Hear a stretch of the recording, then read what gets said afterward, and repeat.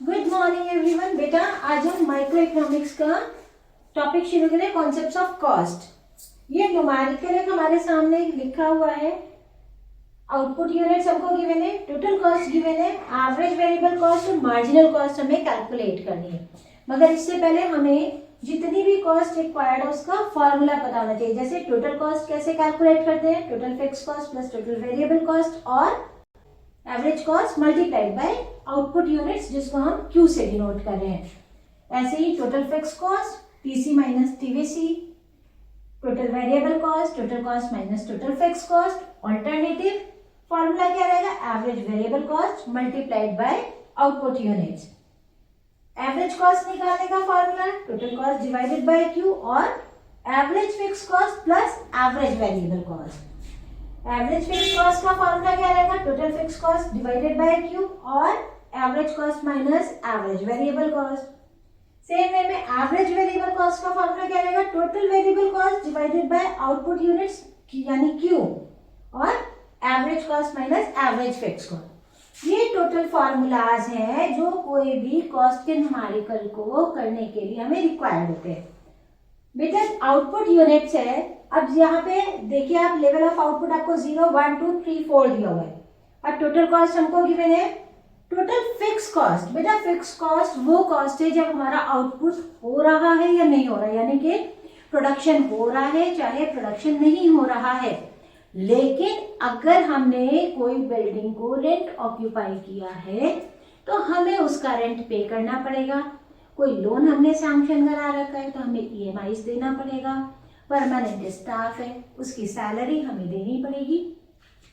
तो जो fix cost होती है हमारी, जो zero level of total cost होती है, वो हमारी फिक्स कॉस्ट कहलाती है all the level of output. जैसे कि आप यहाँ देखो एवरेज वेरिएबल कॉस्ट के लिए, क्योंकि टोटल वेरिएबल कॉस्ट चाहिए तो हमने टीसी से पहले टीएफसी कैलकुलेट किया।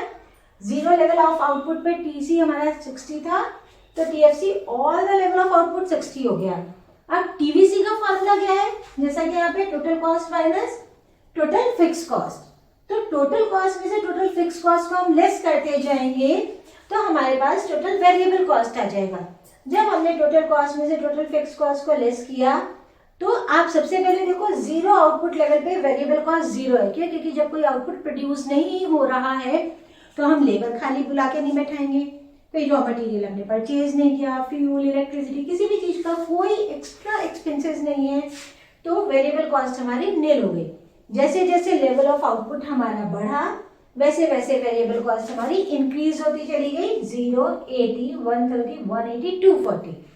अब क्वेश्चन के अकॉर्डिंग हमें एवरेज वेरिएबल कॉस्ट चाहिए। एवरेज वेरिएबल कॉस्ट का फॉर्मूला क्या लिखा हुआ है, total variable cost divided by Q यानी आउटपुट यूनिट्स। अब इस टोटल वेरिएबल कॉस्ट को लेवल ऑफ आउटपुट जो हमें गिवन है उससे डिवाइड करते जाएंगे। जैसे 0 पे 0 है तो यहाँ पे डैश आ गया, 1 से 80 को डिवाइड किया देन 80, 2 से हम डिवाइड करेंगे 130 को तो हमारे पास वैल्यू आ गई 65। फिर 180 को हम 3 से डिवाइड करेंगे देन 60 और 240 को 4 से डिवाइड करेंगे देन 60। एवरेज वेरिएबल कॉस्ट आ गई। मार्जिनल कॉस्ट का बेटा फॉर्मूला क्या रहेगा, मार्जिनल कॉस्ट का फॉर्मूला होता है TCN माइनस TCN माइनस 1। जिस तरह से हम टोटल कॉस्ट से मार्जिनल कॉस्ट कैलकुलेट करते हैं वैसे ही जब हमारे पास टोटल कॉस्ट गिवन नहीं है तो हम टोटल वेरिएबल कॉस्ट से सेम फॉर्मूला एप्लीकेबल करके हम मार्जिनल कॉस्ट कैलकुलेट करते हैं। जैसे बोला कि TCN यानी नेक्स्ट और नेक्स्ट माइनस फर्स्ट। अब जीरो लेवल ऑफ आउटपुट तो 60 इटसेल्फ माइनस होगा तो यहाँ पे मार्जिनल कॉस्ट जीरो भी लिख सकते हैं, डैश भी कर सकते हैं। नेक्स्ट माइनस फर्स्ट यानी 140 में से 60 को हम माइनस करेंगे 80। अब नेक्स्ट माइनस फर्स्ट 190 में से आप लेस करोगे 140 को, वैल्यू आई 50। अब 240 में से फिर हम 190 को माइनस करेंगे, अगेन हमें मिला 50। अब 300 में से 240 को माइनस करेंगे तो 60। ये हमारे पास मार्जिनल कॉस्ट की वैल्यू आ गई यानी TCN माइनस N-1 यानी नेक्स्ट माइनस फर्स्ट। ये कॉन्सेप्ट सबको क्लियर है?